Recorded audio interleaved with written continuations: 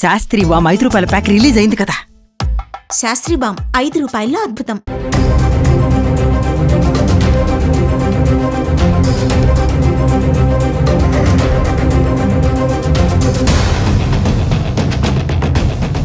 తిరుపతిలో సంచలనం రేపినటువంటి తొక్కిసలాట ఘటనపై ఏపీ ప్రభుత్వం జ్యుడిషియల్ ఎంక్వైరీకి ఆదేశించింది.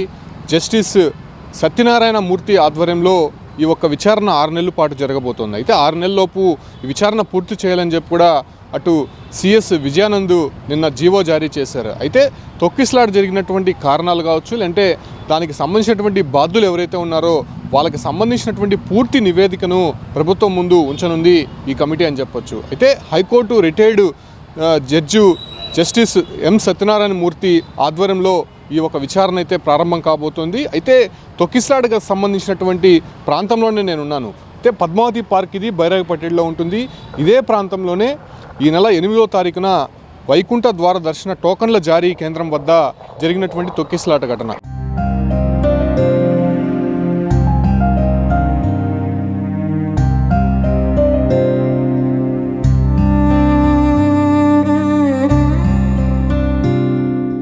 ఒక్కసారి మనము దీన్ని నిశితంగా పరిశీలిస్తాము. ఇక్కడ ఈ బయట ఒక క్యూ లైన్ అయితే ఏర్పాటు చేశారు. వెనుకున్నటువంటి రామానాయుడు స్కూల్ వద్ద టోకన్లు జారీ కేంద్రం అయితే పెట్టారు. అయితే ఇంతవరకు లైన్లు అయితే ఏర్పాటు చేశారు. అయితే ఈ లైన్లు పూర్తవడంతో భక్తులంతా కూడా ఈ ఒక పార్కు ద్వారా లోపలికి పంపించి వేశారు. ఇక్కడ పూర్తి స్థాయిలో భక్తులందరూ కూడా నిండిపోయినటువంటి పరిస్థితి. ఇక్కడ ఒక క్యూ లైన్ అనేది లేదు, ఒక మేనేజ్మెంట్ అనేది లేదు. సో అదే ప్రాంతంలోనే భక్తులని కొంత కంట్రోల్ చేసేటువంటి ఎక్విప్మెంట్ కూడా ఇక్కడ ఎక్కడ కూడా కనిపించలేదు. అప్పుడు అంటే ఓవరాల్గా ఇలా ఓపెన్ ప్లేస్లో భక్తుల్ని ఉంచడము, అదే రకంగానే ఇక్కడ ఉన్నటువంటి భక్తులు ఒక్కసారిగా కూడా ఈ ప్రాంతం అంతా కూడా నిండిపోయారు. అంటే దీనికి 3 దారులు కనిపిస్తోంది. అయితే 3 దారుల్లో ఒక్కసారిగా భక్తులు చొచ్చుకురావడము, అయితే ఒక మహిళకి అక్కడ కొంత అస్వస్థతకు గురైనటువంటి నేపథ్యంలోనే ఇక్కడ ఉన్నటువంటి గేట్లను ఓపెన్ చేసే ప్రయత్నం చేశారు. ఆ మహిళని బయటికి తీసుకువెళ్ళాలనేటువంటి ఒక ఆలోచనతో గేట్ ఓపెన్ చేశారు. అయితే గేట్ ఓపెన్ చేసిన తర్వాత ఒక్కసారిగా ఇక్కడ ఉన్నటువంటి భక్తులంతా కూడా ఈ గేట్ వైపు చొచ్చుకొని వచ్చారు. అయితే అక్కడ ఉన్నటువంటి పోలీస్ సిబ్బంది వాళ్ళని కంట్రోల్ చేసేటువంటి ప్రయత్నంలో మళ్ళీ ఆ గేట్లు గట్టిగా మూసివేయడము, ఇక్కడ ఉన్నటువంటి భక్తులు వెనక వచ్చి ఈ ప్రాంతంలో పడిపోవడము. సో ఈ ప్రాంతంలో ముందున్నటువంటి భక్తులు వెనకున్నటువంటి భక్తులపైన పడిపోవడంతోనే వాళ్ళు ఊపిరాడకుండా దాదాపు ఇక్కడే 5 మంది చనిపోయినటువంటి పరిస్థితి.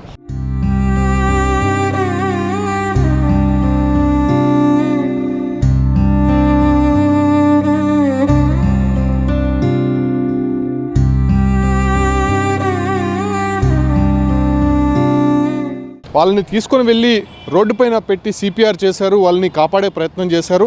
అయినప్పటికీ వాళ్ళ ప్రాణాలు కాపాడలేకపోయారు. ఇదే ప్రాంతం మనం చూడొచ్చు. ఇదే పార్క్లోనే పెద్ద సంఖ్యలో భక్తులంతా కూడా ఉంచినటువంటి పరిస్థితి అయితే మనకు ఆ రోజు కనిపించింది. అయితే ప్రస్తుతం ఈ ఒక్క ఎంక్వైరీ వేశారు కాబట్టి ఎంక్వైరీలో ఎటువంటి నిజాలు బయటకు వస్తాయో చూడాల్సి ఉంది. ఇప్పటికే దాదాపు 5 మంది పైన ప్రభుత్వం చర్యలకి ఉపక్రమించింది. తిరుపతి ఎస్పీ సుబ్బరాయుడును ట్రాన్స్ఫర్ చేసింది. దాంతోపాటు కూడా టీటీడీ తిరుపతి జేఈఓ గౌతమి, అదే రకంగానే ఏదైతే టీటీడీ సిఎస్ఓ శ్రీధర్ని కూడా ట్రాన్స్ఫర్ చేసింది. దాంతోపాటు కూడా ఇక్కడ మెయిన్గా విధులు నిర్వహిస్తున్నటువంటి డిఎస్పీ రమణ కుమార్ని సస్పెండ్ చేసింది. అదే రకంగానే ఇక్కడ ఏర్పాట్లకు సంబంధించి పర్యవేక్షిస్తున్నటువంటి గోశాల డైరెక్టర్ హరినాథ్ రెడ్డిని కూడా సస్పెండ్ చేస్తూ అటు ప్రభుత్వం ఉత్తర్వులు జారీ చేసింది. అయితే ఈ 5 మంది పైన చర్యలకు తీసుకున్నటువంటి నేపథ్యంలోనే మిగతా వారు, అంటే ఇక్కడ వాస్తవంగా ఏం జరిగింది, అసలు దీనికి ప్రధానమైనటువంటి కారణాలు ఏది, అసలు ఘటన జరగడానికి పూర్తిస్థాయి కారణాలేంటో నివేదిక ఇవ్వాలని కూడా చెప్పింది.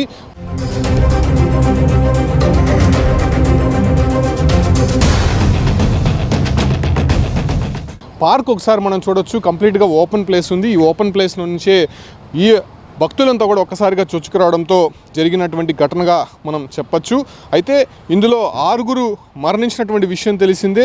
అయితే టోకన్ల పంపిణీకి సరైన ఏర్పాట్లు చేశారో లేదో గుర్తించాలనేటువంటి ఒక ఇన్స్ట్రక్షన్స్ అయితే ఈ ఒక జీవోలో పేర్కొంది. దాంతోపాటు కూడా ఏకాదశి ఏర్పాట్లు అప్పుడు జరిగినటువంటి నేపథ్యంలోనే అందులో ఏమైనా లోటుపాట్లు ఉన్నాయా, ఎలాంటి లోపాలు ఉన్నాయి, అందుకు కారణమైనటువంటి వ్యక్తులను గుర్తించాలని చెప్పి ఈ ఒక్క జీవోలో అయితే పేర్కొంది.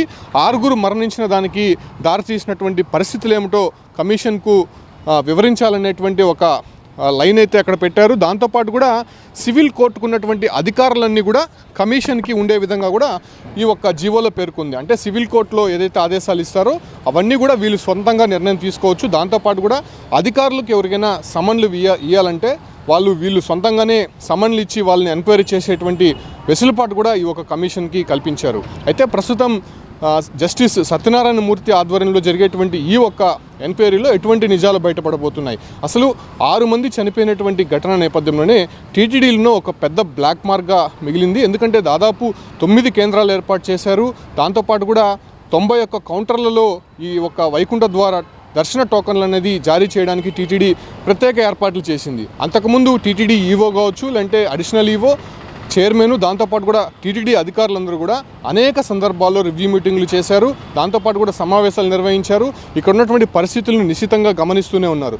బట్ ఇక్కడ మాత్రం ఎందుకు కొంత నిర్లక్ష్యంగా వ్యవహరించారు? అసలు పార్క్లోకి అంత క్రౌడ్ని లోపలికి తోస్తే ఒక్కసారిగా గేట్లు తీస్తే బయటికి వెళ్ళి అక్కడ తొక్కిసలాట జరిగేటువంటి అవకాశం ఉన్నట్టు ఎందుకు టీటీడీ గుర్తించలేదు?